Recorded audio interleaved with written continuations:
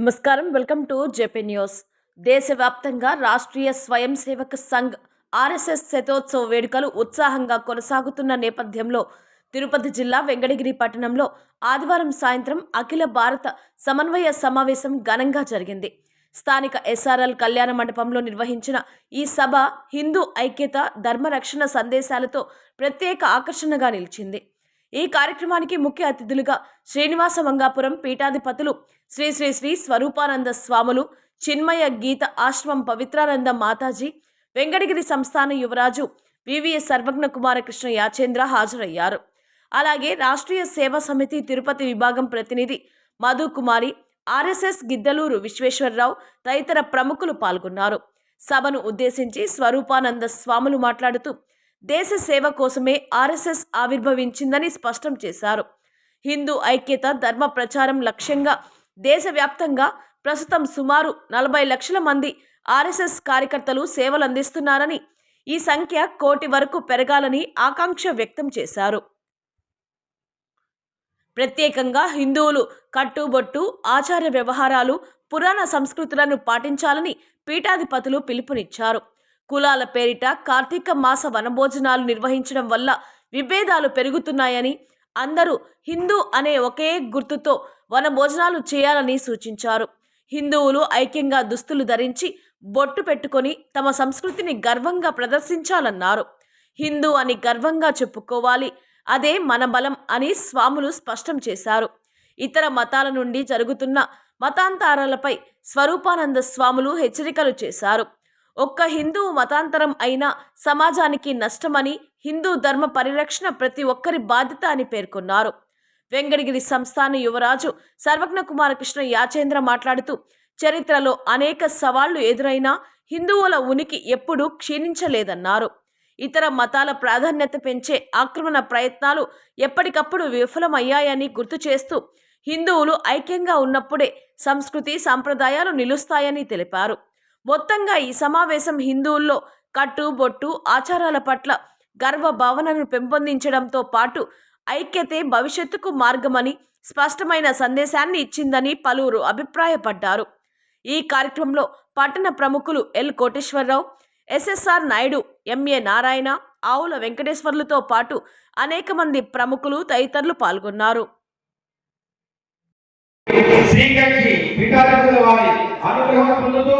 వెంకటగిరి ప్రధాని గారికి సాన్నిధ్యాన్ని, ఆశీస్సులను కలుగజేస్తున్నందుకు వారికి మా అందరి నమస్కారాలు.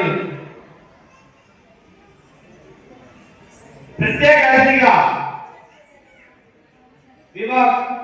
కార్యవాహిక మహిళా విభాగం రాష్ట్ర సేవికా సమితి శ్రీ సన్నాని మధుకుమారి గారిని వేదికకు సవినయంగా ఆహ్వానిస్తున్నాం.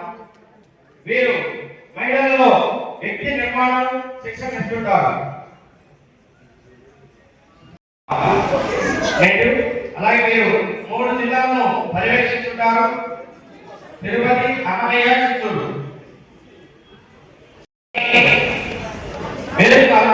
కోరుతున్నాము. వీరు భారత్ మాత వేషధారులు ఒక్కసారిగా ఒకేసారి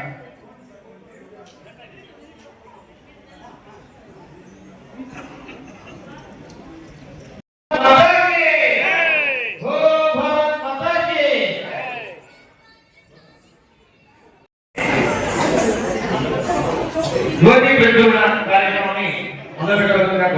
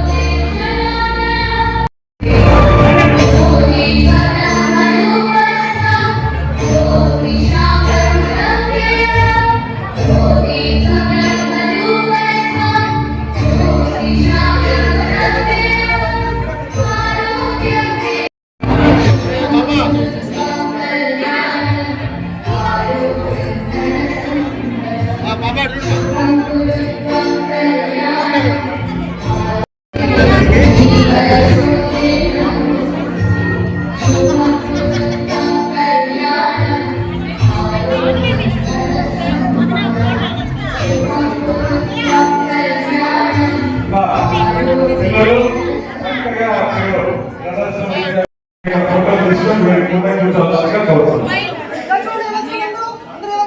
వెంటనే మనం శోభా కార్యక్రమం ప్రారంభం చేస్తాం.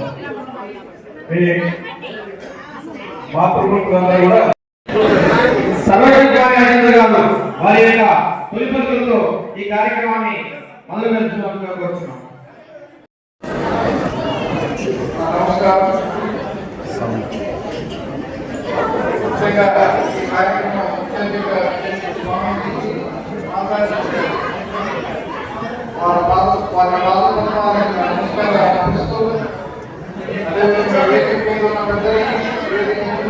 అందరికీ హిందూ సంఘటన కార్యక్రమానికి స్వాగతం పలుకుతూ ఇటువంటి కార్యక్రమానికి నన్ను ఆహ్వానించిన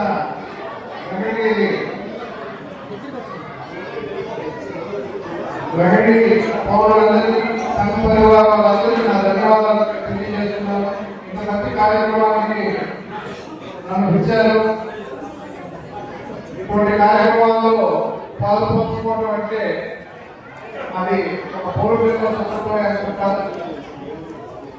ముఖ్యంగా ఆర్ఎస్ఎస్ మిత్రులందరికీ నా శుభాకాంక్షలు. 100 సంవత్సరాలు పూర్తి చేస్తున్న సందర్భంలో ఆర్ఎస్ఎస్ మిత్రులందరికీ నా శుభాకాంక్షలు. మనందరికీ తెలుసు ఆర్ఎస్ఎస్ మన దేశంలో సనాతన ధర్మాన్ని నిలబెట్టేదానికి ఎటువంటి కార్యక్రమాలు ఎంత పోరాటాలు చేసింది. కాబట్టి ఈరోజు భారతదేశంలో సనాతన ధర్మం ఉందంటే ఇటువంటి సంస్థల వల్లే. మనం సగౌరవంగా ఒక పెట్టుకోవచ్చు. ఎన్నో దేశాలు ప్రపంచ వ్యాప్తంగా చూస్తూ ఉంటే కొన్ని వేల సంవత్సరాల చరిత్ర తీసుకుంటే ఎన్నో దేశాల్లో అనేక మతాలు ఉన్నాయి, అనేక భాషలు ఉన్నాయి, అనేక జీవన విధానాలు ఉన్నాయి. ఆ దేశాన్ని చెంగిస్ ఖాన్ పట్టుకున్నప్పుడు వాళ్ళు చెంగిస్ ఖాన్ మతాన్ని మారిపోయారు. అదేవిధంగా ఇంకెవరో వచ్చి పట్టుకున్నప్పుడు హిందూ మతాన్ని మారిపోయారు. వాళ్ళ గత పూర్వ చరిత్రకి ఇప్పుడు చరిత్రకి కొన్ని దేశాలకు 100-150 సంవత్సరాల చరిత్రలో కూడా లేకుండా ఆయన భారతదేశంలో ఎన్ని యుద్ధాలు వచ్చినా, ఎంతమంది పరిపాలకులు వచ్చినా, ఎన్ని మతాల పరిపాలకులు వచ్చినా మన సనాతన ధర్మం కొనసాగుతుంటే మన సనాతన ధర్మం మన పూర్వులు సనాతన ధర్మాన్ని ఏ విధంగా నిలబెట్టారో మనం చాలా గర్వపడాలి. అటువంటి మతంలో మనం ఉండగలుగుతాం. అటువంటి సనాతన ధర్మాన్ని మనం పాటిస్తున్నామంటే ఎన్ని మతాలు వచ్చినా, ఎన్ని మోసాలు వచ్చినా, ఎన్ని కష్టాలు వచ్చినా మన పెద్దలు చెప్పిన విధానాలు ఇంకా మనం పాటించబోతున్నాం. ఒక జీవన వ్యవస్థ అంతే. సనాతన ధర్మం అంటే నాకు తెలిసినంత వాళ్ళు పెద్దలున్నారు, వాళ్ళు నిర్వహిస్తారు. కానీ నాకు తెలిసినట్టు ఒక జీవన వ్యవస్థ. ఆ జీవన వ్యవస్థ మనం పాటిస్తూ వస్తున్నాం తప్పే అంత న్యాయమైన, నీతివంతమైన, ధర్మవంతమైన జీవన వ్యవస్థ. కాబట్టి ఎంత కావాలి ఎన్ని మార్పులు వచ్చినా సనాతన ధర్మం మనం పాటిస్తున్నాం. ఇదే విధంగా రాబోయే తరాల్లో ఇంకా మన సనాతన ధర్మాన్ని అభివృద్ధి చేస్తూ మన పెద్దలు చెప్పిన మన వేదాలు చెప్పిన వాస్తవాన్ని గ్రహిస్తూ మన పురాణాలని పఠిస్తూ మనం ముందుకెళ్ళాలని కోరుతూ అదేవిధంగా తల్లికి అందరూ ఆయన ఐశ్వర్యాలు ప్రార్థిస్తూ సెలవు తీసుకుంటున్నారు.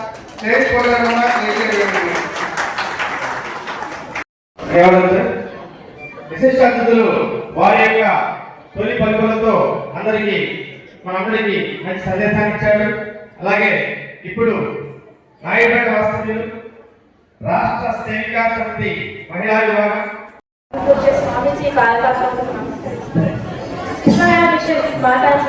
నమస్కరిస్తూ సభాధ్యక్షులైనటువంటి విశిష్ట అతిథి వెంకటగిరి రాష్ట్ర వారసులైన యాచంద్ర గారు మరియు రాష్ట్రీయ స్వయం సేవక సంఘ్ తిరుపతి విభాగ కార్యవాహ అయినటువంటి విశ్వేశ్వరరావు గారికి నమస్కరిస్తున్నాను. ఈ హిందూ సమ్మేళన ఆహ్వానం మేరకు వచ్చిన ప్రతినిధులందరికీ, హిందూ బంధువులందరికీ, వెంకటగిరి హిందూ బంధువులందరికీ నమస్కారం. మొదటి ఇందాక ఒక పాప భరతమాత వేషంలో వచ్చి ఇక్కడ నిలబడినప్పుడు అందరూ మనం గొప్ప గొప్ప నినాదాలు ఇచ్చాం. ఏమని ఇచ్చాం? భారత్ మాతాకి జై, భారత్ మాతాకి జై నినాదాలు ఇచ్చాం కదా. ఆ పదం పలికేటప్పుడు మనకు తెలియకుండానే మన శరీరంలో రూపాలు ఎక్కువచ్చుకున్నట్టు వచ్చాయి కదా. అందరికీ వచ్చుంటాయి కదా. అంటే భారత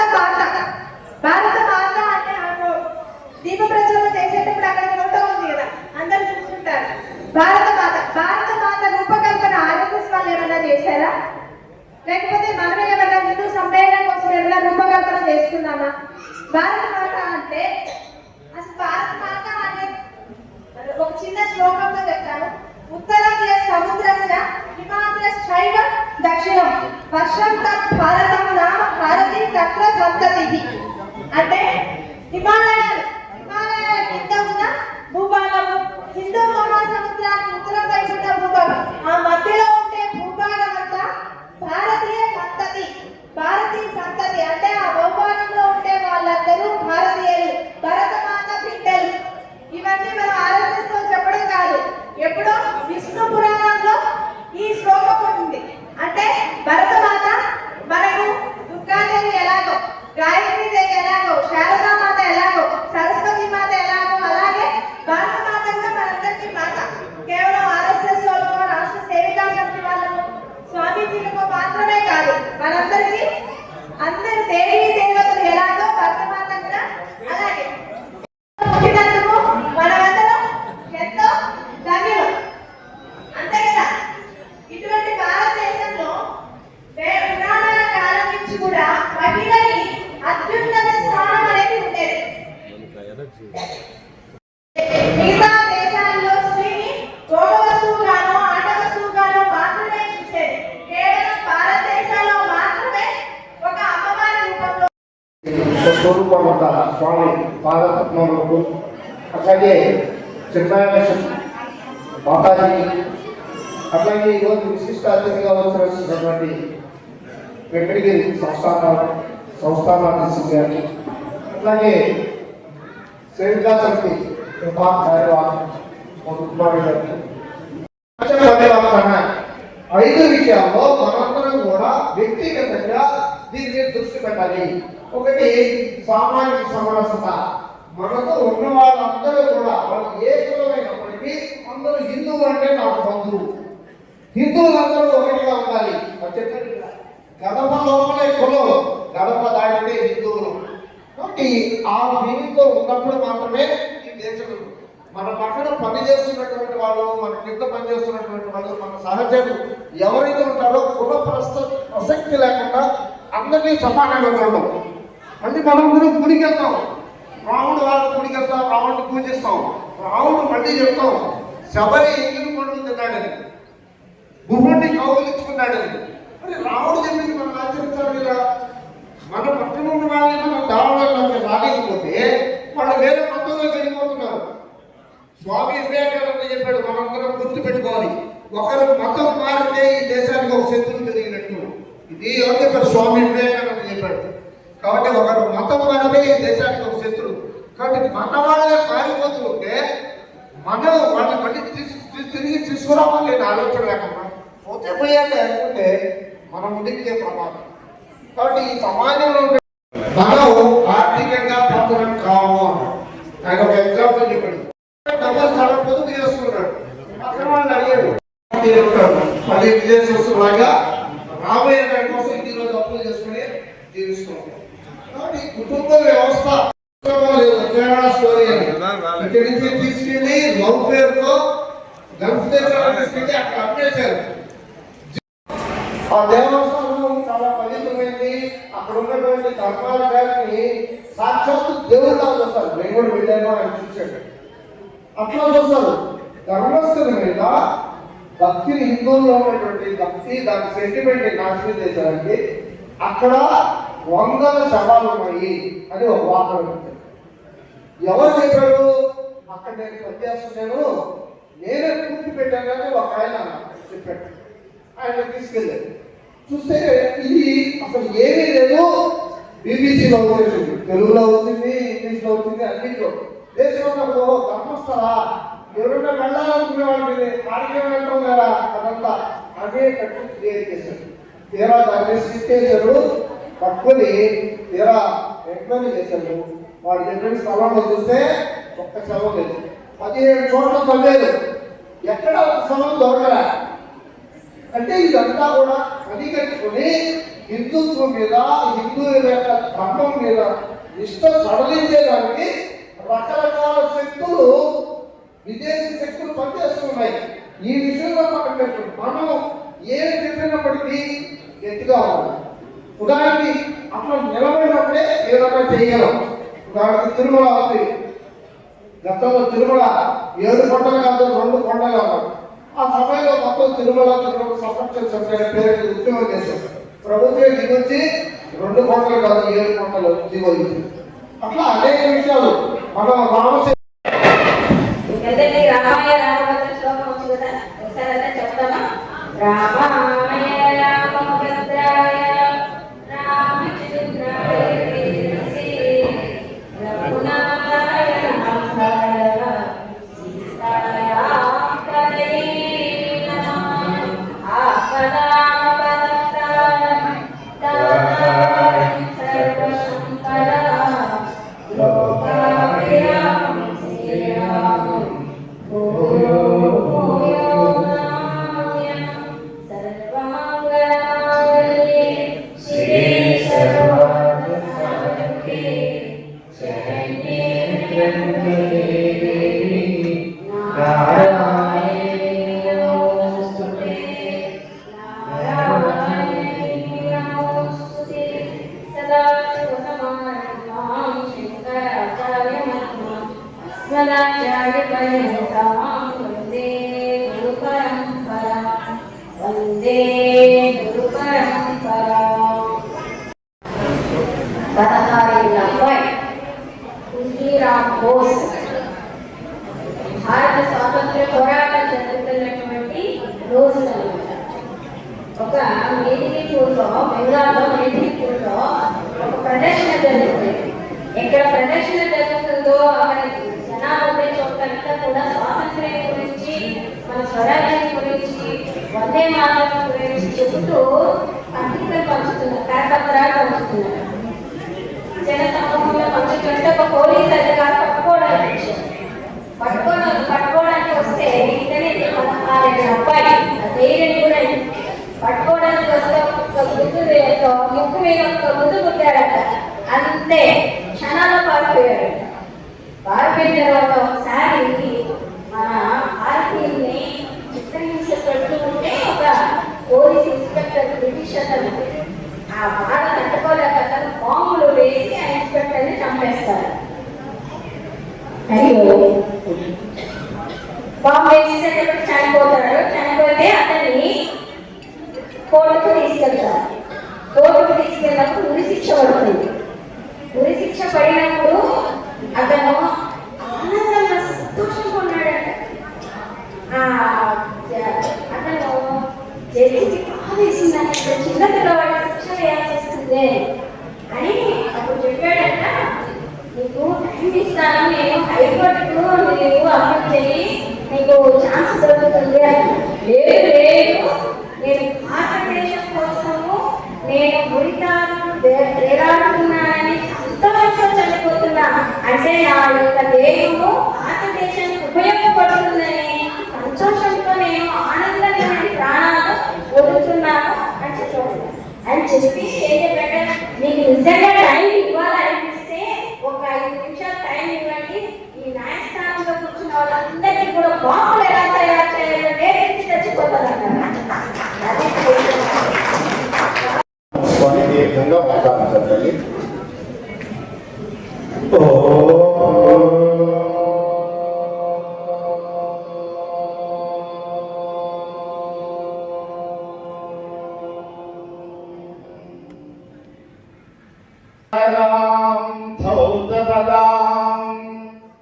హిమాలయ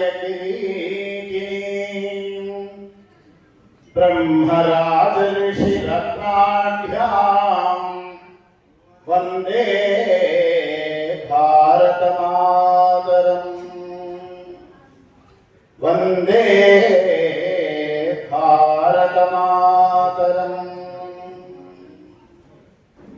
భారత్ మాతా కీ. అందరికీ చేతులు ఉన్నాయా?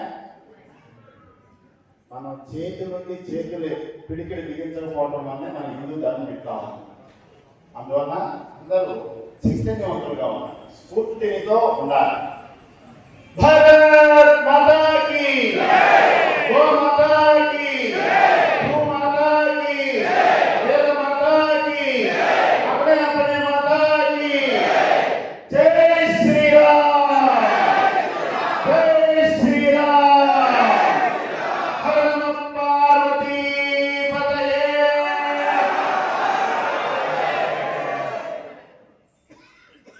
సభాధ్యక్షుడు రాజు గారు, వెంకటగిరి రాజా గారు వస్తారంటే ఆయన రాణా ప్రతాప్ సింగ్ లాగా ఉంటారా లేకపోతే శివాజీ చక్రవర్తి లాగా ఉంటారా అని ఆలోచించారు. అచ్చం రాణా ప్రతాప్ సింగ్ లాగా వారి వేషం వారి కోసం అన్ని కనిపిస్తున్నాయి. వారికి కానీ ఈరోజు కిరీటం తగిలించి కత్తిటాలు ఇస్తే ఈ ధర్మాన్ని రక్షించగలుగుతారు అనిపిస్తుందన్నమాట. వారి భాష కూడా అదే విధంగా ఉండేది. అట్లే ఇంకొకరు చక్కగా మాతాజీ వారు చక్కని కథలతో మన హిందూ ధర్మాన్ని ఏ విధంగా రక్షించుకోగలుగుతాం, అశ్రద్ధ చేస్తే ఎట్లా నాశనం అయిపోతాం అనేటువంటి విషయాన్ని చిన్న చిన్న దృష్టాంతం ద్వారా తెలియజేశారు. అట్లే మరి దీర్ఘమైనటువంటి ఆరంభమే చాలా బాగా చెప్పినటువంటి మన మధుకుమార్ అన్న గారు, అదేవిధంగా మా విశ్వేశ్వరరావు గారు మరి చక్కని సందేశాలు అందించారు. పరిక్రమణ స్వరూపులాగా ఈరోజు భారతదేశం ఉవ్వెత్తున ఎగిసిన కెరటం లాగా ముందుకు సాగుతూ ఉంది. ఈరోజు దేశంలో ఇటువంటి సభలు అంటే ఇంతమందే కాదు, 5,000 మంది, 6,000 మంది, 4,000 మంది, ఇట్లా ఒక్కొక్క దగ్గర ఒక్కొక్క రకంగా కనీసం ఎక్కడ చూసినా 500-1000 మందికి తగ్గకుండా వస్తున్నటువంటి లక్ష సభల పైన ఈ రోజు మన దేశంలో జరుగుతున్నాయి. మన హిందూ ధర్మాన్ని సచేతనం చేయాలి. ఇది మనం ఒక పండగ జరుపుకుంటున్నాం. ఏమిటి పండగ? మనకి ఆర్ఎస్ఎస్ రాష్ట్రీయ స్వయం సేవక్ సంఘ్ కేశవరావు బలీరామ్ హెల్కే డాక్టర్ గారు ఏ ఆర్ఎస్ఎస్ ని 1925లో ప్రారంభించారో ఆ ప్రారంభింపబడినటువంటి దానికి 2025కి 100 సంవత్సరాలు పూర్తయినాయి. శత జయంతి మహోత్సవాలు జరిగాయి. దాంతో పాటు మనం ఇంచుమించు ఇప్పుడు 1 నెల రోజులుగా దేశవ్యాప్తంగా లక్షల సభలు జరుగుతున్నాయంటే మనం ఎంత స్ఫూర్తితో, ఎంత చైతన్యవంతంగా, ఎంత ఉత్సాహంగా మన ధర్మాన్ని, మన దేశాన్ని, మన దైవాన్ని, మన సనాతనమైనటువంటి సంస్కృతిని రక్షించుకోవడానికి హిందువులు ఎంత ఉత్సాహంగా ఉన్నారో మీ అందరి దీనికి ప్రమాణం. అవునా కదా? చెప్పండి. అవునా? అవునందరూ ఒకసారి చెప్తున్నారు. అవును కదా? మరి ఆ విధంగా మనందరం కూడా హిందూ ధర్మానికి నేను ఒక రాశాను చూసారా, హిందువుగా జీవించు, హిందువులను గర్వించు. అందువల్ల మనం హిందువుగా జీవించాలి, హిందువులని గర్వించాలి. అటువంటి స్థితిలో మనం బ్రతకాలి. హిందూ ధర్మానికి 3 సనాతనమైనటువంటి చిహ్నాలు ఉన్నాయి. ఆ 3 ఏంటో తెలుసా? కట్టు, జుట్టు, పొట్టు. ఈరోజు కట్టుందా? కట్టండి ఏంటి? వస్త్రధారణ. ఈరోజు వస్త్రధారణ అందరూ ప్యాంటు షర్ట్ వచ్చేసారు. ఇప్పుడే చెప్పారు కదా, బెక్కర్స్ ప్యాంట్, అది కూడా దిక్కుమాల దరిద్రమైనటువంటి పరిస్థితులు దిగజారిపోతున్నాం. కాబట్టి ఈరోజు కట్టు పోయింది. రెండవది జుట్టుందా? జుట్టు ఏదో మీకుంది, మన పిల్లలకు ఉందా లేదు చూడండి. అర్థం జుట్టు కొట్టుకుంటున్నారు, వాళ్ళు అర్థం ముందు కొట్టుకుంటున్నారు. అది ఎక్కడ సాంప్రదాయం వచ్చిందో, ఎక్కడి నుండి వచ్చిందో ఈ 5 ఏళ్ళ నుండే ప్రారంభమైందండి. అందరూ ఆపరేటింగ్ చేసుకుంటున్నారు అన్నమాట. అర్థం కదండి? అంటే సగం తప్పుడు మనిషిగా తయారైపోయాడు. ఆ మిగతా గుండు కూడా కొట్టేస్తే, పాతకాలంలో ఎవరైనా తప్పు చేస్తే, చేయడానికి ద్రోహం చేస్తే గుండు కొట్టి పిండి కొట్టులు పెట్టి వాటి గాలిపై ఊరేగించేవారు. అర్థమైందా? ఈ రోజు మనం ఏ తప్పు చేయకుండా అర్థం గుండు ఎందుకు కొట్టుకోవాలండి? కొన్ని ఏదో క్రాప్ కొట్టుకుంటారు కదా, క్రాప్ అయినా చక్కగా కొట్టుకోవాలి, అందంగా ఉండొచ్చు కదా. అందరూ విధాలుగా ఎక్కడితో తయారైపోతున్నారు.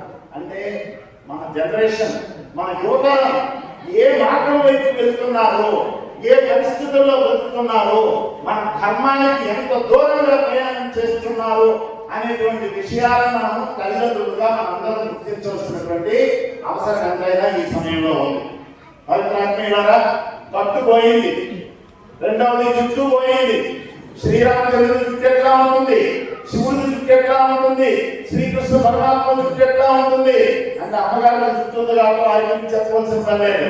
అయ్యగారి జుట్టులు పోయినాయి. ఆ విధంగా జుట్టు పోయింది. ఇంకా హిందువులకి ఈ 3 చిహ్నాల్లో మిగిలింది ఏంటి చెప్పండి? బొట్టు. మరి అదైనా రక్షించుకొని నేను హిందువుగా బ్రతుకుతాను శబ్దం చేద్దామా? హిందువులైన అందరూ మరి హిందువు హిందువుకి ఏదో ఒక చిహ్నం ఉండాలా లేదా? ఉండాలి కదా. వాళ్ళు రాజుల మొదలుకొని పొట్టు తుడుచుకొని ఏదేదో రకరకాలుగా ఉంటున్నారు. ఒక మతం వాళ్ళు, రెండో మతం వాళ్ళు గడ్డాలు పెంచుకుంటున్నారు, బురకాలు వేసుకుంటున్నారు, వాళ్ళు జుట్టు పెంచుకొని వాళ్ళు ఉన్నారు. మనకు జుట్టు లేదు, అదేవిధంగా పొట్టు లేకపోతే మనమేమవుతాం? మనమే సాంప్రదాయానికి సంబంధిస్తాం, మనం ఏ ధర్మంలో ఉన్నట్లు. అందువల్ల ఏంటంటే మనందరూ కూడా ఈరోజు సంఘం చేద్దాం. ఈ రోజు వరకు చాలా మంది పొట్టు పెట్టుకుంటారు, కానీ ఇంకా పెట్టుకున్నటువంటి వాళ్ళు కూడా మన హిందూ ధర్మంలో చాలా మంది ఉన్నారు. తల్లుకి దండం పెట్టి చెప్తున్నా, స్టిక్కర్లు మాత్రం ధరించదు తల్లి. స్టిక్కర్లు పెట్టుకునే కాలం వస్తుంది, అప్పుడు పెట్టుకుందాం. ఇప్పటి నుండి ఎందుకుంటారు? అవునా కదా? ఒట్టు పెట్టుకునేటువంటి కాలంలో ఒట్టు పెట్టుకోవాలి తల్లి. ఒట్టు పెట్టుకునే కాలంలో స్టిక్కర్ పెట్టుకోకూడదు. భర్తని గోడ కట్టించడం వీడియోలాగా ఆ పద్ధతి అనేటువంటి, ఆ సంస్కృతి అనేటువంటి మన సనాతన సంస్కృతి కాదు. బొట్టు, మెట్టు, అదేవిధంగా మరి పసుపు కుంకుమలు, ఇవన్నీ కూడా మంగళం, ఇవన్నీ కూడా భర్తకు చిహ్నాలు.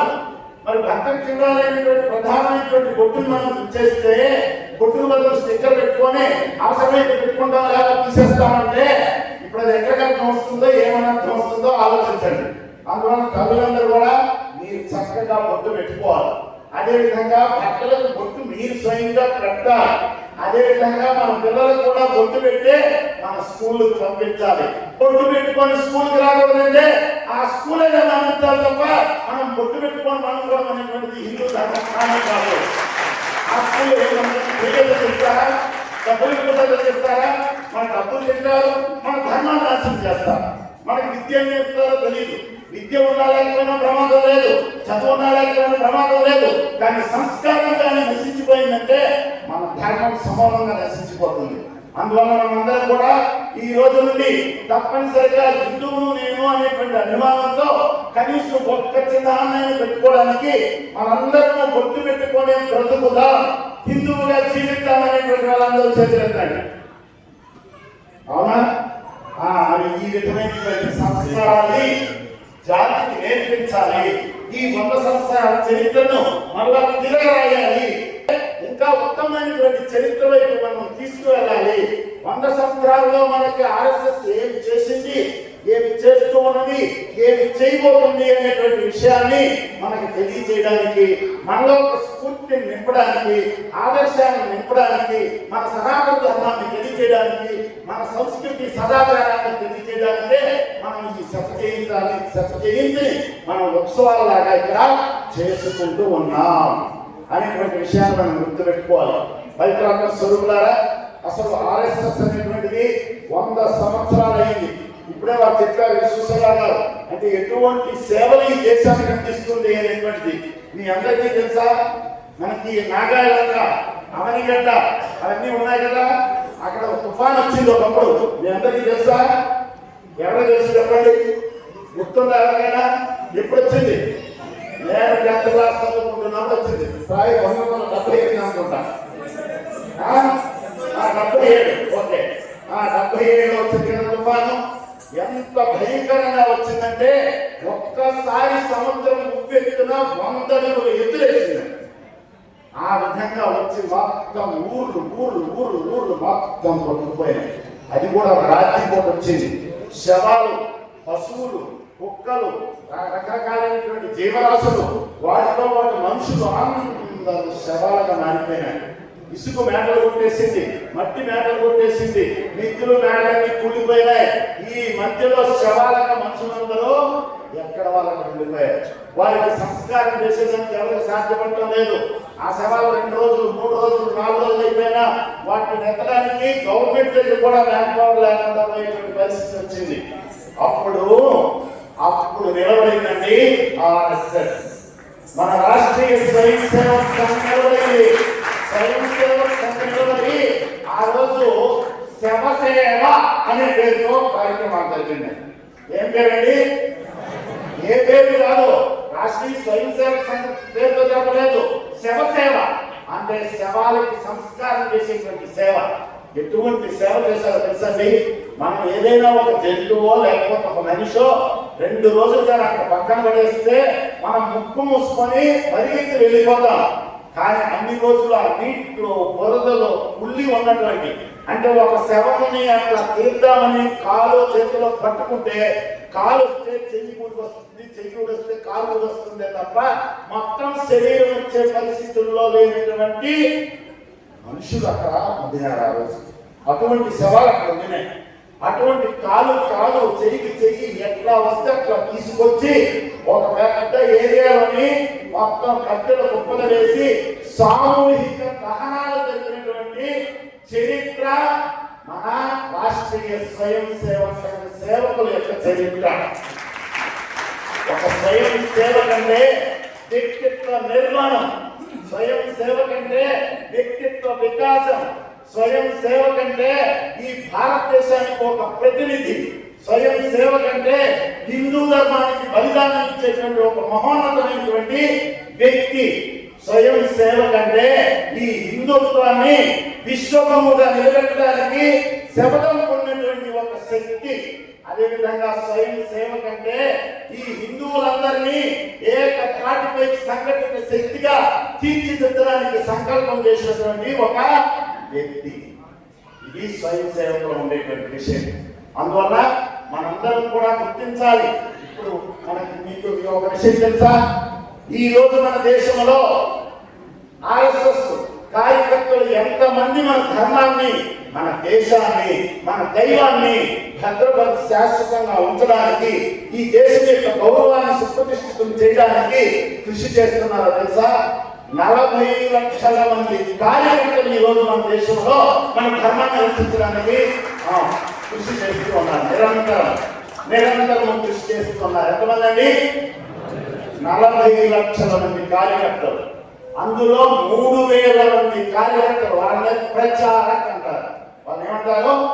ప్రచారక్ అంటారు. ప్రచారక్ అంటే బ్రహ్మచారిగా ఉండి ఫుల్ టైమర్ రాత్రి 24 అవర్స్ ఈ దేశానికి కృషి చేయడానికి, దేశాన్ని ధర్మాన్ని రక్షించడానికి సన్నద్ధమైనటువంటి స్వయం సేవకులు ఎవరైతే ఉన్నారో అటువంటి ప్రచారకులు 3000 మంది ఈ దేశంలో పనిచేస్తున్నారు.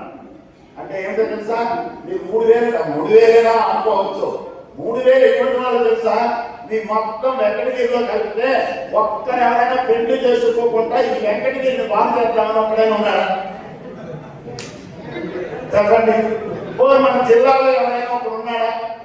3000 మంది దేశంలో పెళ్లి విడిచిపెట్టి, గడాకులు విడిచిపెట్టి, నాది నేను అనేటువంటి అహంకారాన్ని విడిచిపెట్టి ఈ దేశము నాది, ఈ ధర్మము నాది, ఈ దేశంలో ఉండేటువంటి వారందరూ నా వారు, ఈ దేశ సంపదే నా సంపద, దీన్ని రక్షించడం, నా వారిని రక్షించడమే నాకు కర్తవ్యం తప్ప ఇంకా నాది అనేటువంటి అస్తిత్వాన్ని కోల్పోయి దాన్ని విడిచిపెట్టి వ్యక్తిత్వాన్ని నిలబెట్టుకున్నటువంటి వాళ్ళే ప్రచారక్ అంటారు.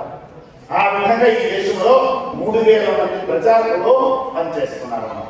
3000 మంది ప్రచారకులు, 40 లక్షల మంది కార్యకర్తలు పనిచేస్తున్నటువంటి ఒక మహా సంస్థ. ప్రపంచ దేశాల్లో ఇటువంటి సంస్థ ఇంకోటి లేనే లేదు. అది విషయం. ఇంత పెద్ద వ్యవస్థ సంస్థ ఇతర దేశాల్లో ఎక్కడా లేదు. ఒక్క హిందూ దేశంలోనే హిందూ ధర్మ రక్షణకై ఏర్పడినటువంటి ఒక అద్భుతమైనటువంటి, సువిశాలమైనటువంటి, సుసంపన్నమైనటువంటి, సువ్యవస్థితమైనటువంటి, ఒక బలీయమైనటువంటి, ఒక సంస్కారవంతమైనటువంటి ఒక సంస్థ ప్రపంచ దేశాలకు ఈరోజు గురువుగా నిలబడేటువంటి పరిస్థితుల్లో ఉంది ఈ సంస్థ. అందువల్ల ఈ సంస్థ ఏం చేసిందని ఇప్పుడు నేను మనకి ఏది దాన్ని ఏమంటారు, నాగాలాండ్లో జరిగినటువంటి ఏంటంటే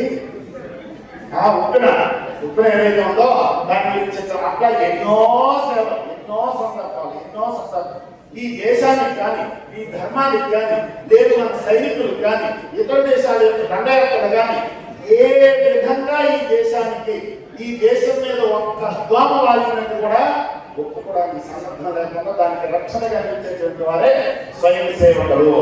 అటువంటి స్వయం సేవకులుగా ఉండేటువంటి అందువల్ల RSS ఏం చేస్తుందంటే మీకు ఇంకా ఇంకొక కోణంలో మీకు ఒక దృష్టాంతం ఇస్తాం, ఒక ఎగ్జాంపుల్ మీకు చూపిస్తాం.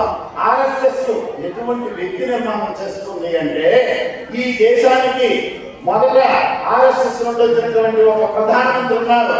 ఎవరైనా ఇప్పుడు దేశమంతా ఆయన యొక్క విగ్రహాలు పెడుతున్నాం. ఎవరు? మహానుభావుడైనటువంటి వాజ్పేయి వచ్చినటువంటి దేశం. వాజ్పేయి ప్రధానమంత్రిగా ఇచ్చినటువంటిది ఆర్ఎస్ఎస్. అటువంటి వ్యక్తిత్వ నిర్మాణం చేసింది. ఆయన బ్రహ్మచారి అర్థమైంది కదా. అటువంటి వాడు ఆయన. అదేవిధంగా ఆర్ఎస్ఎస్ నుండే వ్యక్తిత్వ వికాసంతో వచ్చినటువంటి వారే ఎల్కే అద్వానీ గారు. ఇంకా మనం చెప్పుకోవాలంటే ఈ రోజు వర్తమానంలో విశ్వంలో ఉండేటువంటి ప్రపంచంలో ఉండేటువంటి మహా పెద్ద పెద్ద దేశాలు తల పగులు బట్టి పిచ్చి వాళ్ళలాగా ఇతరులకు పిచ్చి పట్టించాలని, మెడకాయలు వంచాలని, తలకాయలు వంచాలని, మా శాసనంలోనే ఉండాలని ఎన్నో రకాలుగా శాసనాన్ని ఆర్డర్స్ జారీ చేస్తూ ఉంటే కనీసం కాసంత కూడా తల దించకుండా దేశాభిమానంతో, స్వాభిమానంతో, దేశభక్తుడుగా తల ఎత్తుకొని ప్రపంచ దేశాల్లో ఒక మహోన్నతమైనటువంటి గౌరవ స్థానాన్ని నిలుపుతున్నటువంటి మన భారత ప్రధాని మోడీ గారిని తయారు చేసింది కూడా మన భారతదేశే. అది మన గర్వంగా చెప్పుకోవాల్సినటువంటి సందర్భం ఉంది. అర్థమైంది కదండి.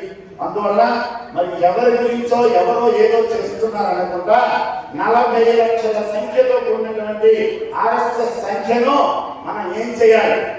కోటికి పెంచాలి. అంటే మనందరం కూడా ఆర్ఎస్ఎస్ మన పిల్లల్ని శాఖలకు పంపించాలి. ఆర్ఎస్ఎస్ లో మనం ప్రతిరోజు కనీసం కొంత సమయమైనా వెచ్చించాలి దేశానికి, ధర్మానికి. అందువల్లే డాక్టర్ హెడ్గే వారు మనందరినీ ఒకటి కోరారు. ఆయన కోరిక మనం ఇవ్వడానికి రెడీగా ఉన్నామా? ఆయన లేదు, కానీ ఆయన ఆశయానికి మనందరం ఏదైనా చేయడానికి, ఆయన ఆశయాన్ని నెరవేర్చడానికి మనం రెడీగా ఉన్నామా వాళ్ళు చేస్తారు. చేతులు ఎక్కడం కాదు, శాస్త్రంలో పనుల్లో కూడా కనిపించాలి. ఆయన మనందరినీ ఒక భిక్ష అడిగాడు, ఒక రిక్వెస్ట్ చేశాడు.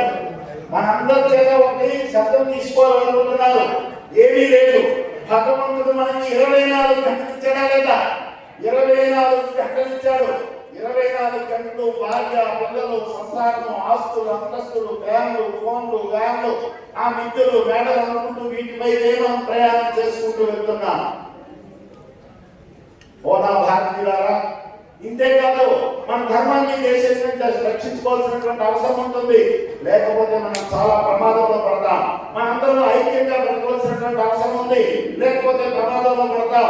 మనం మహాశక్తిగా ఉండి కూడా నిర్వీర్యంగా బ్రతకడానికి కారణమైనటువంటిది ఐకమత్య రాహిత్యమే. అందువల్ల నా భారతీయ జనులారా, మీరందరూ కూడా నా దేశాన్ని, నా ధర్మాన్ని రక్షించుకోవడానికి ప్రతిరోజు 24 గంటల్లో 23 గంటలు మీ స్వార్థానికి వినియోగించుకున్నా 1 గంట మన దేశానికి, ధర్మానికి వినియోగిస్తామని ఆయన అభ్యర్థించారు. మనం చేద్దామా? అందరూ లేకపోతే ఏం జరుగుతుందో నేను ఇప్పుడు చెప్పబోతున్నాను. జరుగుతుందరే, ఇట్లే జరిగిపోతుంటుంది, ఏమైపోతుంది అని అనుకుంటున్నామే. మనం కోట్లు సంపాదించుంటాం, లక్షలు సంపాదించుంటాం, మిద్దెలు సంపాదించుంటాం, మేడలు సంపాదించుంటాం, ఎక్కడెక్కడో ఫ్లాట్లు రకరకాల అన్ని సంపాదించుంటాం. ఇవన్నీ మా కొడుకును కూతురికి ఇస్తాం, వాళ్ళు హ్యాపీగా బతికిపోతారు అనుకుంటున్నాం. ఇవి కళలు మాత్రమే, నిజము కాదు. ఎందుకంటే మనం ఏం చేస్తున్నామంటే హిందూ ధర్మంలో ఈరోజు మనం మన ధర్మాన్ని నేర్పడం లేదు. భగవద్గీత చదివిస్తున్నామా, భారతం చదివిస్తున్నామా, రామాయణం చదివిస్తున్నామా, పురాణాన్ని చదివిస్తున్నామా, మన సంస్కృతి సదాచారాలు నేర్పుతున్నామా, ఒక శివాజీ చక్రవర్తి గురించి చెప్తున్నామా, ఒక వివేకానంద జీవిత చరిత్ర మనం చదివిస్తున్నామా? ఏ ఆదర్శాలను ఈ రోజు పిల్లలు నేర్చుకున్నాం చెప్పండి? చదువు అని చెప్పడమే తప్ప ఏ రోజు మనం మన పిల్లలకి మన సంస్కారం ఇవ్వడం లేదు. మన దేశాన్ని గురించి, మన ధర్మాన్ని గురించి, మన సంస్కృతిని గురించి, మన సదాచారాల గురించి పిల్లలకు చెప్పడం మానేశాం. అప్పుడే మన పతనం ప్రారంభమైంది. హిందూ ధర్మం యొక్క పతనం అక్కడే ప్రారంభమవుతుంది. తల్లిదండ్రులారా బాగా గుర్తించండి. ఈ రోజు మనకుండే మహద్భాగ్యం ఏంటో తెలుసా? ప్రపంచ దేశాల్లో యువశక్తి ఎక్కువగా ఉండేది, అంటే యువత ఎక్కువగా ఉండేటువంటిది మన భారతదేశం మాత్రమే. ఇది నిరూపించబడినటువంటి విషయం. కానీ ఇక్కడ ఇంకొక ప్రమాదం కూడా ఉంది. ఆ యువత ఏ పరిస్థితుల్లో ఉన్నారో తెలుసా? ఏ పరిస్థితుల్లో ఉన్నారో తెలుసా? డింక్ బార్ సిస్టమ్ అంటారు. DINK system, DINK bar system అంటే ఏంటో తెలుసండి? Dual income, no kids. నేను మా భార్య ఇద్దరిని హ్యాపీగా సంపాదిస్తాం, హ్యాపీగా బతికిపోతాం, మాకు పిల్ల వద్దు, ఫీజు వద్దు. ఇది ఈరోజు యువతరం యొక్క పరిస్థితి. పోకడం ఇప్పుడు ఆల్రెడీ మహానగరాలంతా ఫిక్స్ అయిపోతున్నారు, విదేశాల్లో ఉండే వాళ్ళంతా ఫిక్స్ అయిపోతున్నారు. ఇక ఎక్కడైనా గ్రామ జీవనాల్లోనే సంతానం ఉంటుంది. పట్టణాల్లో వెళ్ళేటువంటి వాళ్ళు సాఫ్ట్వేర్ అంటే వాళ్ళు ఏమవుతున్నారో తెలుసండి? ఈ పరిస్థితికి వెళ్తున్నారు. అంతేకాదు దానికి ముందుకు ఇంకో ప్రోగ్రెస్ ఉందన్నమాట. Dual income, no kids with a job. అదే ఆఖరికి పిల్లల పెంచడం మానేసి మన భారతీయ సంస్కృతిలో కుక్కలు పెంచుకునేటువంటి దరిద్రమైనటువంటి పరిస్థితికి మనం వచ్చేస్తున్నాం. చూడండి, ఇదే కాకుండా మనం కుక్కగా వచ్చేస్తున్నాం. కుక్కను పక్కన పెట్టుకొని దాన్ని పిల్లలాగా భావించుకొని దాని కారులో ఎక్కించుకుంటాం, సోఫా సెట్లో పెడతాం, దానికి బిస్కెట్ వేస్తాం, రకరకాలు ఏమేమి వేస్తాం. ఈ పద్ధతిలో కుక్కల్లో పెంచుకునేటువంటి దైనీయమైనటువంటి పరిస్థితికి మనం వచ్చాం. సంతానానికి అనేటువంటి పరిస్థితి లేనటువంటి దౌర్భాగ్య స్థితికి మనం దిగజారిపోతున్నాం. దీనివల్ల వచ్చే ప్రమాదం ఏంటో మనకు తెలుస్తుందా? అట్లాంటి మీరు సంపాదించవచ్చు. మాలా సన్యాసం అయిపోతుంది. మీరు గృహస్థులు కావాల్సిన అవసరం ఇంకేం లేదు. ఎందుకు సంపాదిస్తారు? మనం సంపాదిస్తుంటే ఇంకొక మతంలో రెడీగా ఉన్నాడు, వాడు ఇప్పుడు హెచ్చరిస్తున్నాడు, నేను నచ్చినట్టు వాడు వస్తున్నాడు. హిందువులు పిచ్చోలు, వాళ్ళు సంపాదిస్తారు. వాళ్ళకి భవిష్యత్తులో సంతానం అనేటువంటిది లేదు. అర్థమైంది కదండి? వాళ్ళు పులి బిడ్డలు అంటారు, సింహం బిడ్డలు అంటే ఏంటి? ఒకటే సింహానికి ఒక పిల్లే ఉంటుంది. అది కుక్క పిల్లలాగా 10 మందిని కాదు, పంది పిల్లలాగా 10 మందిని కాదు, కోడి పిల్లలాగా 10 మందిని కాదు, ఒకే ఒక సంతానాన్ని ఉంటుంది. అదే ఈ రోజు హిందూ ధర్మంలో ఎక్కువైపోయేటువంటి పరిస్థితిగా ఉంది.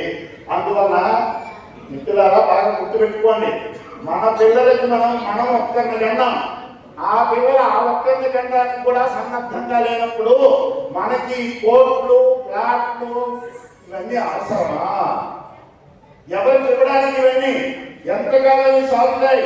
మనం కోట్లు సంపాదిస్తే 4 ఫ్లాట్లు పెట్టామంటే తర్వాత వాళ్ళు ఏంటంటే 25 వాళ్ళ టార్గెట్ లో ఉన్నారు.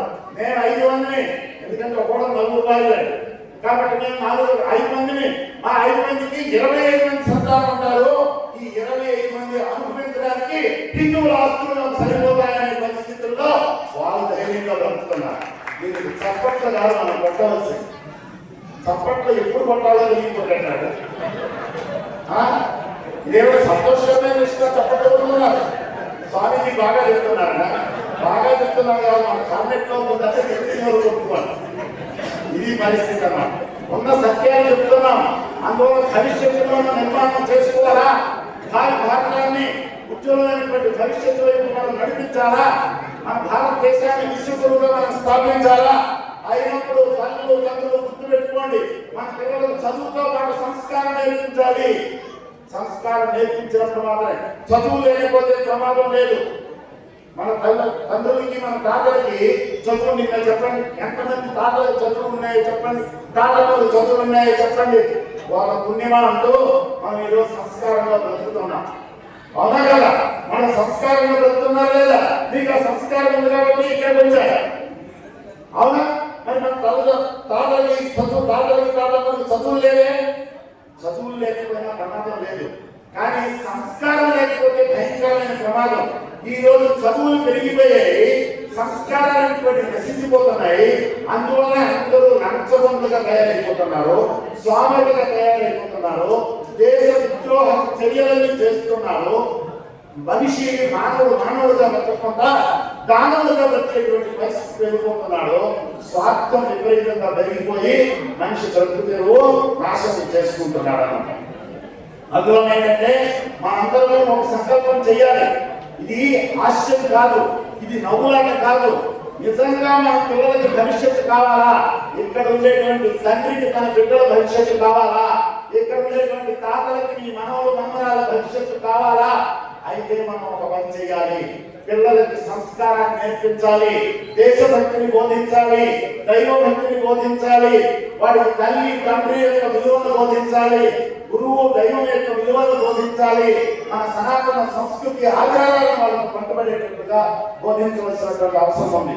నిన్న విజయవాడలో మహాత్ములందరూ కలిసి పూజ్యశ్రీ గణపతి సత్యనారాయణ స్వామి వారు, మైసూరు వాస్తవ్యం తెలుసు కదా, గణపతి సత్యనారాయణ స్వామి వారు, వారందరం కలిసి ఒక సమావేశం జరిగింది. నిన్న సుమారు 60 మంది స్వామీజీ జరిగింది. ఆ సమావేశం చూసుకునే నేను ఈరోజు విజయవాడ నుండి వస్తున్నాను అన్నమాట. ఎందుకు అంటే ఈ రోజు యువతకు సంస్కారం నశించిపోయింది అంటే, మన సంస్కృతికి సంస్కృత లేదు అంటే, మొత్తం హిందూ ధర్మం అనేటువంటిది ఎవరో నాశనం చేయవలసిన పని లేదు, మన ధర్మాన్ని మనమే భూస్థాపన చేసుకునేటువంటి పరిస్థితి వచ్చింది. అందువల్ల తండ్రులు ఒక విషయాన్ని గమనించాలి. ఇకపైన మన పిల్లలు ఎవరైతే ఉన్నారో వాళ్ళ కాలం పట్టుకోండి, వాళ్ళ బతిమాడండి. వాళ్ళ దగ్గర ఒక పూట తెలుగుంటాయినా ఏడాది కావాలంటే, అయ్యా బాబు నువ్వు ఇద్దరు కాదురా, ముచ్చటగా ముగ్గురిని కనండి, నీ పుణ్యం ఉంటుంది, నీకు ధర్మం ఉంటుంది, భగవంతుని అనుగ్రహం కలుగుతుంది, దేశం బాగుపడుతుంది. కాబట్టి ఒకరు ఇద్దరు కాదు, ముచ్చటగా ముగ్గురిని కనండి. ఇది మా అభిప్రాయం, మా ఆకాంక్ష. తల్లిదండ్రులుగా మిమ్మల్ని కనడానికి మేము ప్రార్థించేది, కోరుకునేది ఒక్కటే. ఇక మిమ్మల్ని ఏమీ అడగని పిల్లల దగ్గర మనం ఈరోజు మరాయించవలసినటువంటి అవసరం అయితే ఉంది. ఎందుకో తెలుసండి, త్రిమూర్తుల్లాగా బ్రహ్మ విష్ణు మహేశ్వరులాగా ముగ్గురు కనాలి తప్పనిసరిగా ఈ దేశంలో ఉన్నటువంటి యువతంగా కూడా. రేపు నూతన వధువులందరూ అట్లే కాదు, ముసలివాళ్ళని చెప్తారు, ఆ పని అయిపోయింది. ఇంకా తర్వాత వాళ్ళు చెప్పాను, పిల్లలుగా వచ్చి చెప్తాను, మీరేమి కొత్తగా అర్థమైంది కదా. అందులో మనం పిల్లలకి చెప్పాలి, అర్థమైంది కదండి. అందులో పిల్లలకి ఈ విధంగా వాళ్ళు బతుకులాడాలి, వాళ్ళకి రిక్వెస్ట్ చేయండి, వాళ్ళకి నచ్చ చెప్పండి, భవిష్యత్ తరాల్లో మనకు జరగబోయేది ఏమిటో చెప్పండి, మన హిందూ ధర్మం ఏమవుతుందో చెప్పండి, మన హిందూ దేశం ఏమవుతుందో చెప్పండి. ఈ రోజు వాళ్ళ సంస్థలు రాను 1% నుంచి 10% వచ్చారు, 10% నుండి 20% వచ్చారు, 20% నుండి 40% వచ్చారు. ఇతర మతాలు ఈ దేశంలో 1,40,000 కోట్ల మంది ఉంటే, 140 కోట్ల మంది ఈ రోజు జనాభా ఉంటే, అందులో 80% మాత్రమే ఈ రోజు హిందువులు ఉన్నారు. ఆ పర్సెంటేజ్ అట్లుంటేనే మన ఊరేగింపు జరగనివ్వడం లేదు, చర్చల ముందు నడవడానికి లేకుండా పోతుంది, మసీదు నుండి మనం నడవడానికి లేకుండా పోతుంది, వాళ్ళైతే రోజు 10 సార్లు వాడవచ్చు కానీ మన ఊళ్ళో వైపు వాడడానికి లేకుండా పోతుంది. వాళ్ళు ఇద్దరు ఉంటే మనం 100 మందిని శాసిస్తున్నారు, మన 100 మందిలో వాళ్ళిద్దరు కూడా ప్రశాంతంగా బ్రతకగలుగుతున్నారు. కానీ వాళ్ళు 100 మంది అయితే మన గతి ఏమవుతుంది అంటే, ఈరోజు ఒకప్పుడు కాశ్మీర్లో జరిగినటువంటి గతి మనకు పడుతుంది. ఇది మనకి ఇష్టమా? కాశ్మీర్లో కాశ్మీరీ బ్రాహ్మణుల భయానకమైనటువంటి పరిస్థితిని చరిత్ర పుటాలు తీసుకోవడం, లేదంటే కాశ్మీరీ ఫైల్స్ సినిమా చూడండి. నేను చూడలేదు, నాకు చరిత్ర తెలుసు కాబట్టి సినిమా చూడలేదు అనుకోండి. ఒకసారి కాశ్మీరీ ఫైల్స్ చూడండి. భారతదేశంలో ఉండేటువంటి భారతీయులకి ఎటువంటి దుస్థితి కలిగిందో, మా భారత ధర్మాన్ని రక్షించేటువంటి బ్రాహ్మణులైనటువంటి కాశ్మీరీ పండితులకి ఎటువంటి దుస్థితి జరిగిందో మై అనౌన్స్మెంట్. మీరందరూ కూడా ఇల్లు వాక్యాలను వదిలిపెట్టుకోండి. అది కూడా మీ భార్యని పిల్లల్ని ఆడపిల్లల్ని అందరినీ వదిలిపెట్టేసి మగవాళ్ళు ఖాళీ చేసుకోండి, లేకపోతే మేము మిగతా గారు కూడా తీసేస్తాం, మీ భార్యని మీ పిల్లల్ని మేము స్వాధీనం చేసుకుంటామని చెప్పి పిల్లల్ని స్త్రీలని భర్తల ముందు తల్లుల్ని ఎటువంటి భయానకమైనటువంటి పరిస్థితి. ఈ రోజు భారతీయ ధర్మంలో స్త్రీ యొక్క గొప్పతనం ఎంత గొప్ప చెప్పండి. ఎక్కడ ఆదేశం చెప్తే రమంతే దత్తదేవత అనేటువంటి మహోన్నతమైనటువంటి సంస్కృతి మనది. మాతృదేవో భవ, తల్లికి మొదటి దేవతా స్థానాన్ని ప్రసాదించినటువంటి సనాతన సంస్కృతి మనది. అటువంటి స్త్రీలను భర్తల ముందే మానభంగాలు చేసినటువంటి పరిస్థితి. అంతేకాదు తల్లిదండ్రుల ముందే ఆడబిడ్డల యొక్క మానాన్ని తీసినటువంటి పరిస్థితి. ఇవన్నీ ఎక్కడ జరిగాయి? ఏ దేశంలో జరిగినాయి? మన దేశంలోనే కదా. ఎందుకు జరిగాయో మీ అందరికీ తెలుసు. మరి అటువంటి కాశ్మీర్ రాష్ట్రంలో జరిగినటువంటి ఒకప్పుడు జరిగినటువంటి పరిస్థితులు ఇది ఆంధ్ర రాష్ట్రంలో రావాలనుకుంటామా? రేపు తమిళనాడులో రాదనుకుంటావా, కేరళలో రాదనుకుంటావా, లేకపోతే ఇంకో కేరళ రాష్ట్రంలో ఇంకో రాష్ట్రంలో రాదనుకుంటావా? అందువల్ల బీ కేర్ఫుల్, మనం జాగ్రత్తగా ఉండాలి, చాలా జాగ్రత్త పడాలి. మన భవిష్యత్తులో మన బిడ్డలు, మనవలు, మనవరాళ్ళు ఎవరైతే ఉన్నారో వారి భవిష్యత్తుని ఇవ్వాలి అని నిజంగా తల్లిదండ్రులుగా, తాతమ్మలుగా మనం కోరుకునేటట్లయితే ఏం చేయాలండి? హిందూ ధర్మం గురించి వారిని బోధించాలి, హిందూ సంపదని పెంచుకునేటట్టు వారిని బోధించాలి. అదేవిధంగా మన ధర్మానుయాయులుగా మన శేష జీవితాలను ముందుకు సాగించుకుంటూ మన కొత్త యువతరానికి ఆ దిక్సూచిగా నిలవలసినటువంటి అవసరం ఈరోజు హిందూ ధర్మంలో ఎంతైనా ఉంది. ఇప్పుడే మన చెప్పారు, అంటే ఈ దేశంలో ఒకడు క్రిస్టియన్ గా మారాడు అంటే హిందువులో ఒకడు తగ్గిపోయాడు అనుకోవడం కాదు, హిందువుకి ఒక శత్రువు పెరిగాడు అనేటువంటి విషయాన్ని మనం మర్చిపోకూడదు. ఒక శత్రువు పెరిగిన విషయాన్ని మనం మర్చిపోకుండా ఉండాలి.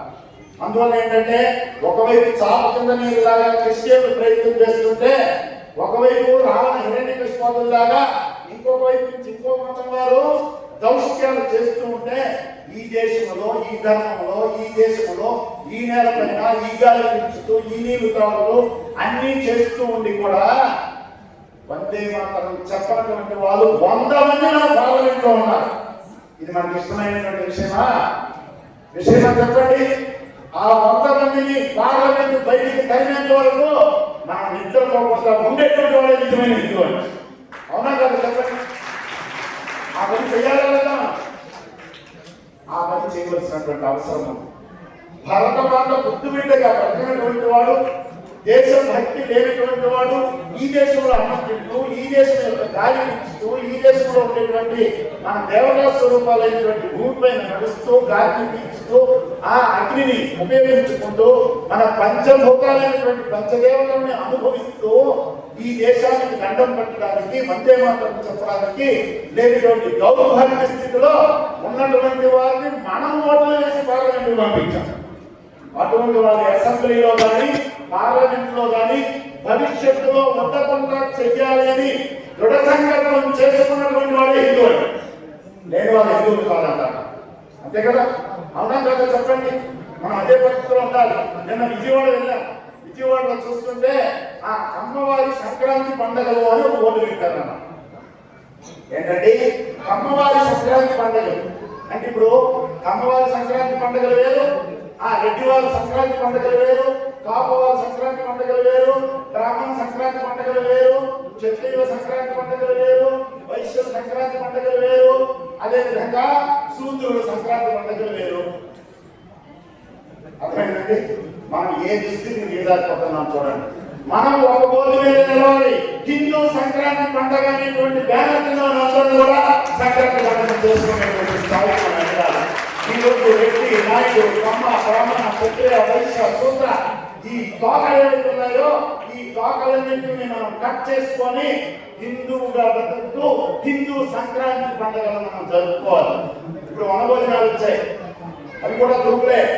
ఎందువల్ల కమ్మవారి వనభోజనాలు వేరు, ఆ రెడ్డివారి వనభోజనాలు వేరు, అందరూ రకరకాల బ్రాహ్మణ వనభోజనాలు వేరు, వైశ్యుల వనభోజనాలు వేరు.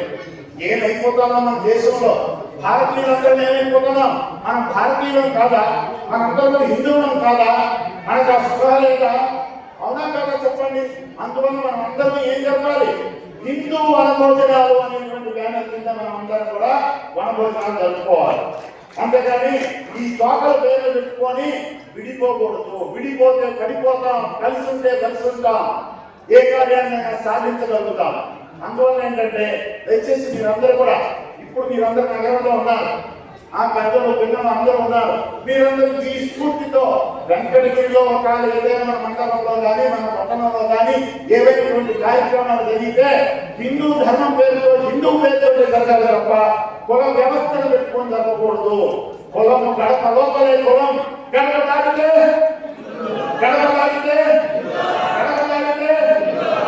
అనేటువంటి దీక్షతో మనం భవిష్యత్ ప్రణాళికలు నిర్మించుకోవాల్సినటువంటి అవసరం ఉంది. ఇది ఈ రోజు ఏదో ఉపన్యాసం లాగా నేను చెప్పాను, మీరు వినేశారు, ఎవరి పాటి వాళ్ళు కెంగం దేవతలాగా ఎవరు కంటా వందా పట్టుకుని వాళ్ళు వెళ్ళిపోతారు అనుకుంటే పరిస్థితి మారదు. కాబట్టి మనం అందరం ఏం కావాలి, రేపు భవిష్యత్తులో వెంకటగిరి మండలాల్లో ఈ పరిస్థితుల్లో ఈ పరిసర గ్రామాల్లో ఏవైనా కార్యక్రమాలు జరుగుతున్నాయంటే అవి గణపతి ఉత్సవాలు కావచ్చు, శరణవరాత్రి అమ్మవారి ఉత్సవాలు కావచ్చు, లేకపోతే శ్రీరామ నవములు కావచ్చు, అవి వనభోజనాలు కావచ్చు, సంక్రాంతి పండుగలు కావచ్చు, ఇవన్నీ కూడా ఏ పేరుతో జరగాలి, హిందూ పండుగ జరగాలి. హిందూ గణపతి నవరాత్రులు, హిందూ శరణ నవరాత్రులు, హిందూ శ్రీరామ నవమి పండుగలు, అదేవిధంగా హిందూ సంక్రాంతి పండుగ సమావేశాలు అట్లా జరగాలి. వాళ్ళందరూ అట్లా జరుపుకుంటున్నారు, మనం మాత్రమే. వాళ్ళు క్రిస్టియన్ పేరు వదిలిపెట్టి వాళ్ళు ఎవరైనా జరుపుతారా, ముస్లిం పేరు వదిలిపెట్టి వాళ్ళు ఎవరైనా జరుపుతారా? ఆఖరికి మనమే ఈ మూర్ఖత్వంలో పడి చచ్చిపోతున్నాం.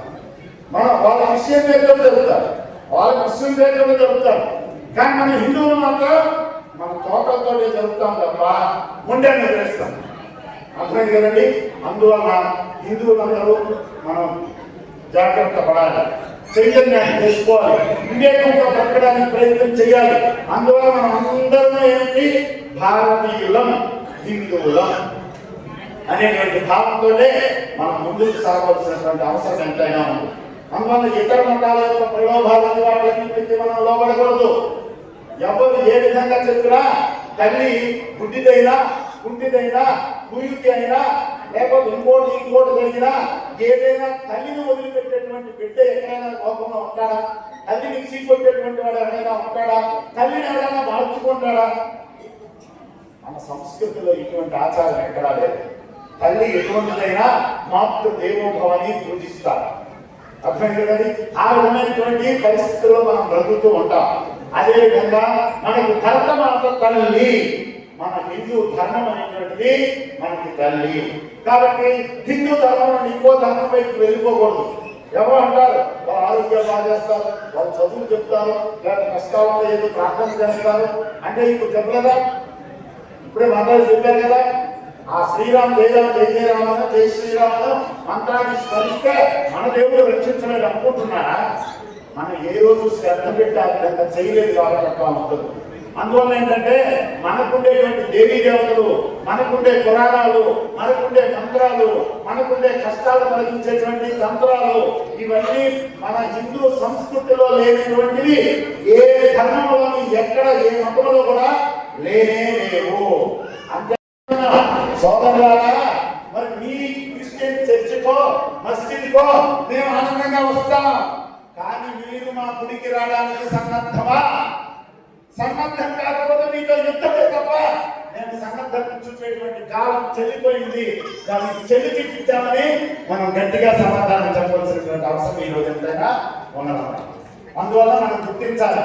ఆ క్రిస్టియన్ ఫాదర్ చెప్పాడు, అంటే హిందువుల్ని మభ్య పెట్టి మతం మార్చడానికి ఒక ప్లాన్ వేశాడు అనమాట. స్టేజ్ పై చెప్తున్నాడు, ఏమన్నాడంటే ఇదిగో మీరు దేవాలయాలు అంటారు, దేవుళ్ళు అంటారు, విగ్రహాలు పెట్టుకుంటారు, పూజిస్తారు, ఈ విధంగా చేస్తారు కదా, మీరు ఆ విగ్రహం బిందువు కలిస్తే సింధు సముద్రం అయింది. అదేవిధంగా హిందువు కలిస్తే హిందూ ధర్మము ప్రపంచ గురువుగా మారడానికి ఆస్కారం ఉంటుంది. అందువల్ల అటువంటి చైతన్యంతో స్ఫూర్తితో మంచి ఏం కావాలి ఇప్పుడు చెప్తారు చూడండి. మామూలుగా వయసులో ఉండే కెప్ట్ అంటారే, ఒంగోలు కెప్ట్ చెప్తున్నాను. స్ఫూర్తితో పెట్టాలనుకుంటూ ఉన్నా.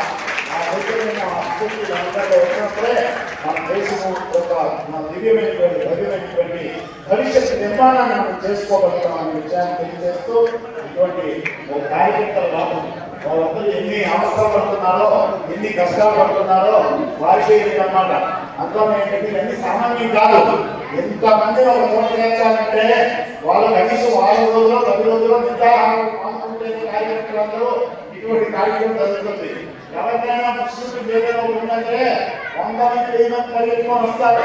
క్రిస్టియన్ ఉందంటే వాళ్ళు 20 మంది పరిగెత్తుకొని వస్తారు.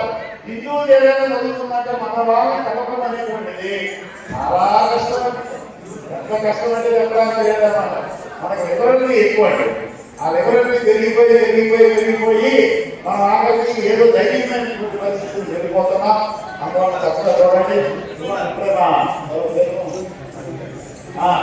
శ్రీనివాస్ గారు మీ అందరినీ రిక్వెస్ట్ చేయమన్నారు.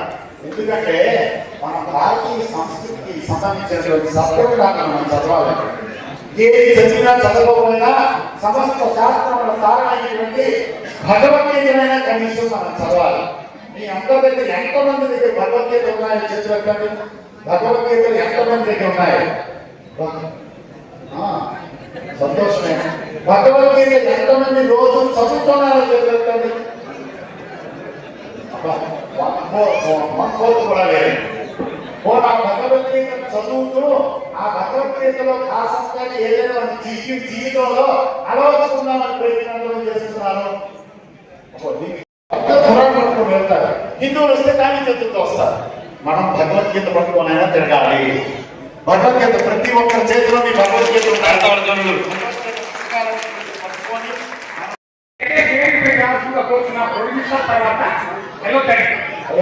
డ్రైవర్ రాజా పుస్తకాన్ని తీసుకుని రాజా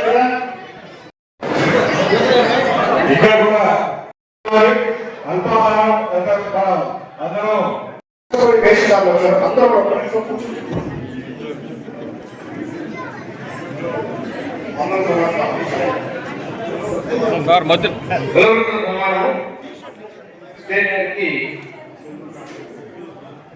నాయకుల నుంచి మొగలూరు చంద్ర గారు, రజతం నుంచి కాళయ్య గారు, చర్మకారు అడుగుపల్లి ఆనంద్ గారు, ఆచార్యులు కనకయ్య ఆచార్య గారు, డక్కల బలరాం గారు, ఆరోగ్య డాక్టర్లు సూర్యబాబు ఆదర్శ్ గారు, మీరందరూ స్టేజ్ మీద రావాలని కోరుతున్నాము.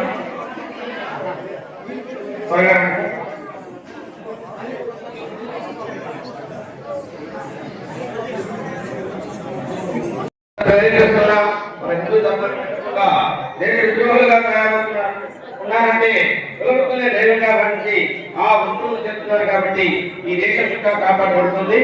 అస్పృశ్యత అంటరాంతరమైన హిందూ సమాజాన్ని చూడాలన్నది ఈ సన్మాన కార్యక్రమం యొక్క